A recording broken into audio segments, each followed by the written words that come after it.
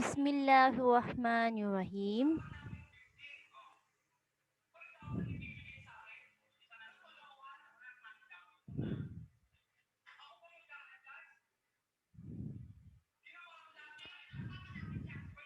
Islamic Values Education 2, Quarter 3, Week 1. Assalamualaikum. The second home is our school. Recall time. Who is your teacher last year? MashaAllah. Give at least 2 names of your classmates. MashaAllah. The second home, our school. We play with our classmates. We go to madrasa. And we listen to our teachers or to our ustads. Read the paragraph. Your school is your second home. Your teachers serve as your second parents. Your classmates serve as your second relatives. They are the person whom you ask for help.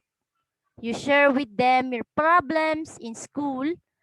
They expect you to respect them at all times.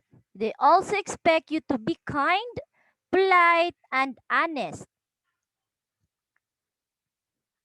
Allah subhanahu wa ta'ala prohibits any person from saying mean things to or about other people. You learn from Surah Al-Humazah that Allah subhanahu wa ta'ala will punish those who commit humazah, slander, and lumaz, backbiting. Activity number 1. Draw a situation on how you can show your respect to your teachers and classmates in your activity notebook to be passed on retrieval of module. Example. I have example here. First, greet your brothers or your classmates and greet your classmates, your sisters. Those are the examples. Activity number 2.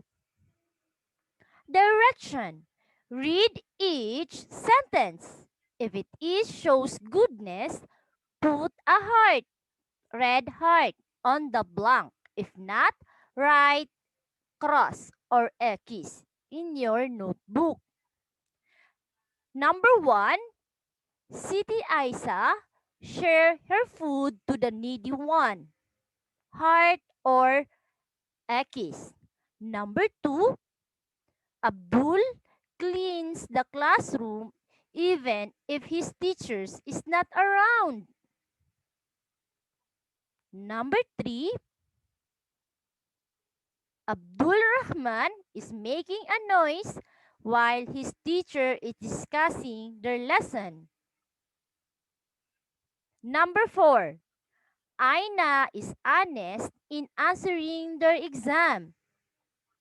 Number 5, Safiya always greet her teacher, Assalamu alaikum wa rahmatullah wa barakatuh, Ustaza.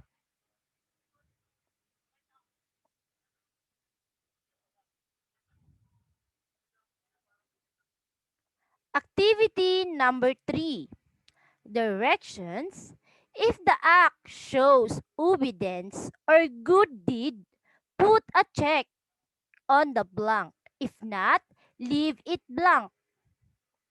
Number 1. They stop when they hear their teacher is coming. Number 2. Aida and Adela greet their non-Muslim teachers with magandang umaga po. Number 3. You should respect your teachers because of grades. Number 4. Rahima is friendly to her classmates. And lastly, number 5. Najma is respectful to her teachers.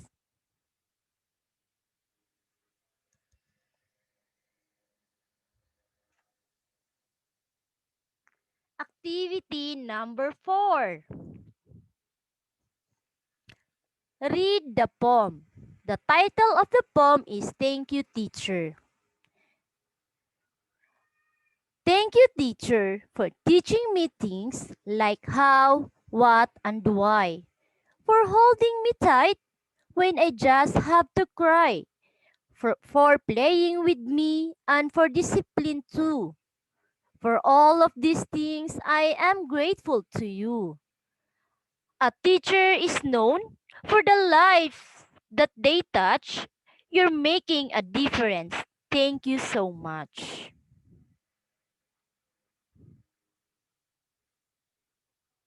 Activity number 5, directions.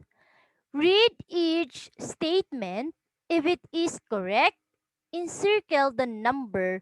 If not, put an X in the number. Number 1, you should respect your teachers and classmates as you respect your parents. Number 2, when you respect others, they will also respect you. Number 3, when others do not show you respect, do not respect them either. Number 4, you should respect your teachers to get higher grades.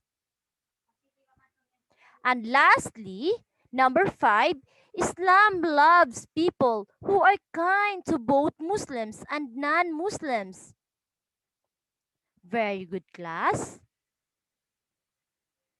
Activity number 6. Complete the sentence using the list below. Allah, good, sees, bad, seeing, hearts. Allah blanks everything. Allah sees the blank. And the blank, we do blank, sees us no matter where we may hide. Allah sees even what lies in our blank. Allah is all blank. Answer the sentence using the list below. Complete the sentence using the list below. MashaAllah. Activity number 7. Direction. Make a sentence out of the given words. The following are Allah blank, loves blank, those blank, who blank, respect blank. Lastly is others blank. Next, your homework assignment. Directions. Supply the following open-ended sentence with what have you learned in the topic. I understand that the second home blank, teachers serve blank, schoolmates serve as blank, we should respect them at blank. Next, directions. Write a letter to your friend. Share with him or her how to show respect to each other. Share it with your family. 5 to 10 sentences or 3 to 5 paragraphs.